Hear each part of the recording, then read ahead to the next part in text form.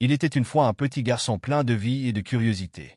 Il aimait courir dans les rues de son quartier, sentir le vent dans ses cheveux et rire aux éclats en sautant dans les flaques d'eau après la pluie. Mais ce jour-là, tout changea. Alors qu'il marchait seul, son esprit vagabondant à mille rêves, il ne vit pas le trou béant devant lui. En un instant, il glissa et chuta lourdement dans ce piège sombre et profond. La douleur éclata dans son corps, et le monde devint flou. Quand il rouvrit les yeux, il était allongé dans un lit d'hôpital, ses jambes immobilisées par d'épais bandages. Autour de lui, les machines émettaient des bips réguliers, rappelant la fragilité de son état. Son premier réflexe fut d'essayer de se redresser, mais une douleur aiguë le cloua sur place. Paniqué, il baissa les yeux et vit ses jambes, meurtries et immobiles. Une vague de désespoir l'envahit. « Je ne pourrai plus jamais marcher », murmura-t-il, les larmes coulant sur ses joues. « Je ne jouerai plus jamais avec mes amis. » C'est alors qu'une infirmière entra dans la pièce. Elle portait une blouse blanche, mais ce que le garçon remarqua avant tout, c'était son sourire. Ce sourire chaleureux, comme un rayon de soleil perçant à travers les nuages. Elle s'approcha, s'assit à ses côtés et lui parla doucement. « Ne dis pas ça, mon garçon. Tu es bien plus fort que tu ne le crois. Tu marcheras à nouveau. Moi, je crois en toi, et tu devrais aussi croire en toi. » Le garçon, sceptique, détourna les yeux. Mais il y avait dans la voix de l'infirmière une conviction qui ne laissait pas place au doute. Ainsi commença leur voyage. Chaque matin, l'infirmière venait le voir, l'aidant à faire de petits exercices. D'abord, il ne pouvait qu'essayer de bouger ses orteils, puis ses jambes.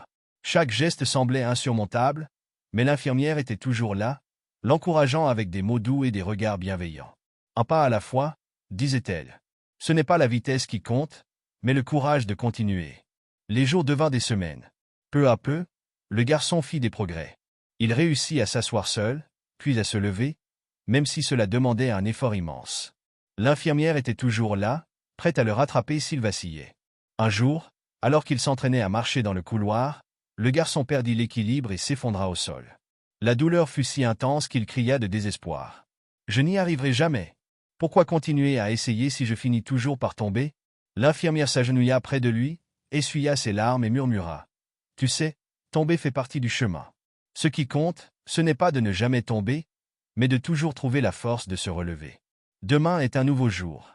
Ensemble, nous essaierons à nouveau. » Cette nuit-là, le garçon pleura longtemps dans son lit. Il se demandait s'il avait vraiment la force de continuer. Mais les mots de l'infirmière résonnaient dans son esprit comme une douce mélodie. « Je crois en toi. » Le lendemain matin, dans son bureau, l'infirmière reçut une visite inattendue. Le médecin entra, son visage grave. « J'ai de mauvaises nouvelles ?» dit-il. « D'après nos analyses, ce garçon ne pourra probablement jamais remarcher. » Le cœur de l'infirmière se serra. Elle refusa de croire ces mots. Sans attendre, elle se précipita vers la chambre du garçon, ses pensées tourbillonnant. Comment lui annoncer une telle nouvelle? Lorsqu'elle ouvrit la porte, elle fut accueillie par une scène qui la laissa sans voix. Là, debout au centre de la pièce, se tenait le petit garçon. Ses jambes tremblaient, mais il était debout, tenant un bouquet de fleurs dans ses mains. « Merci, » dit-il, les larmes aux yeux. « Merci de ne jamais avoir abandonné. Vous m'avez donné quelque chose que je n'avais plus, de l'espoir. Et grâce à vous, je suis debout aujourd'hui. » L'infirmière sentit ses propres larmes couler, mais c'étaient des larmes de joie. À cet instant, elle comprit que la plus grande force de l'humanité réside dans sa capacité à croire, même lorsque tout semble perdu.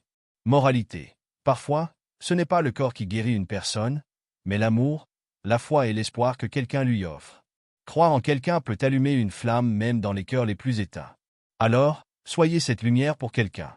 Parce qu'un simple acte de foi peut transformer une vie entière.